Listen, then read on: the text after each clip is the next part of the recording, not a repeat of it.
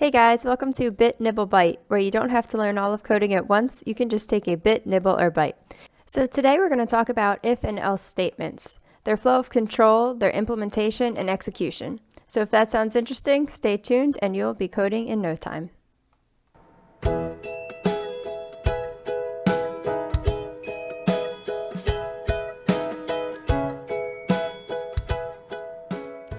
Going forward, know that when I say the word condition, I mean a code expression that evaluates to true or false.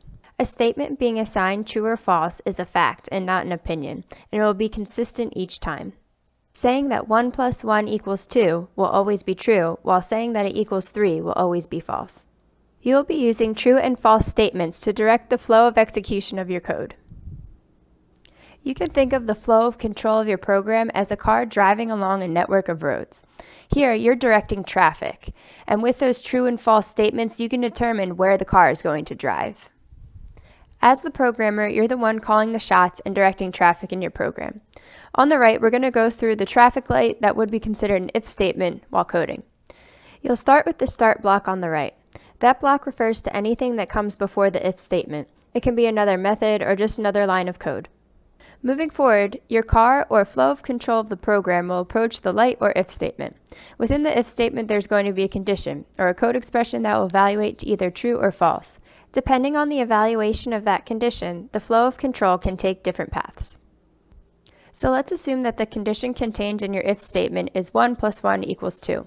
We've already established that this is true, so we're going to go along the truth path. This path contains a block of code that needs to be run before you can finish the if statement execution. This is where your flow of control could potentially diverge.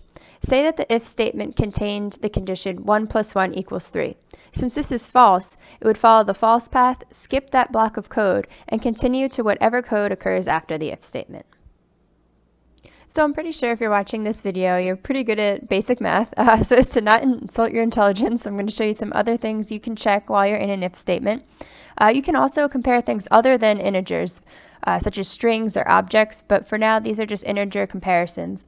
You could do less than or equal to, greater than or equal to. When you're checking if an integer is equal to another integer, use 2 equal signs rather than 1.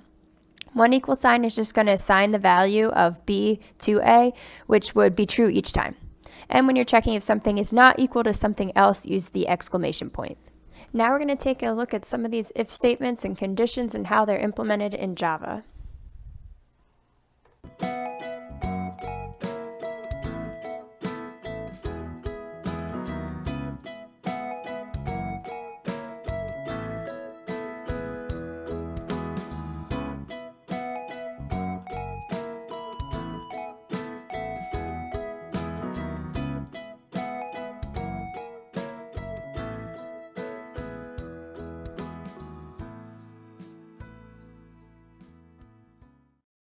For now, don't worry about the additional syntax in the program. Know that this is a class, this is the main method, and within that main method, I use my if statement. Here I have the condition 5 is greater than 1. Since this is true, the program will print out the statement the condition is true. To confirm that the program is working okay, I'm going to compile and run that for you. If you don't know how to do this, don't worry, there will be upcoming videos on that. There will also be links in the description below if you need to install Java or a text editor on your computer. So I'm going to start by doing something called compiling to make sure all the syntax is correct. And since no errors showed up, I'm now going to run the program. And you can see the output is the condition is true, meaning that our if statement followed the truth path and executed the code within the if block. So now that you understand if statements pretty well, we're going to move on to the if-else statement. The if part's going to be pretty similar. You're going to check the condition, and if that's true, you're going to continue through the code block for the true path. And then you'll continue to whatever goes on after the if statement. What changes is that if you follow the false path, there's just a separate piece of code that gets run before you continue on.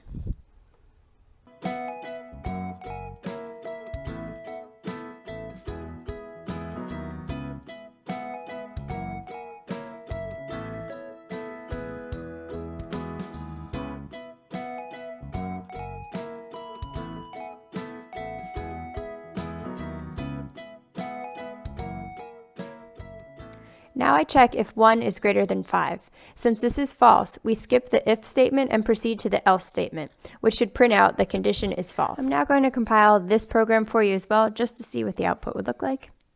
So to compile one more time, and then to run, and you can see the condition is false. So the last thing I'm going to talk about today is the else if statement. As you can see, the top looks pretty similar. You check the condition in the if statement, and if that's true, you execute that code and continue on after the if statement. What changes is the false path. If that first condition is false, you then check a second condition. If that condition is true, there's separate code to be run, and then you continue on. If both conditions are false, you skip both code blocks.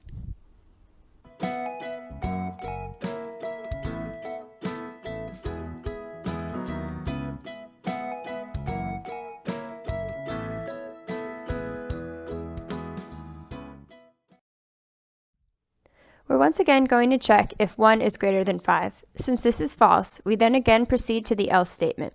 However, this time there's an additional condition to check. Since 5 is greater than 1 is true, we print out the statement the second condition is true. So to prove this program as well, I'm going to once again compile. No errors, and I'm going to run. And you can see that the second condition is true. So I hope you guys liked today's video. Feel free to try out any of the examples and mix and match and just explore it. If this video was helpful to you, please give it a thumbs up and subscribe for future content. And if there's anything else you'd want to learn, comment below and I will incorporate that into future videos. Until next time, guys.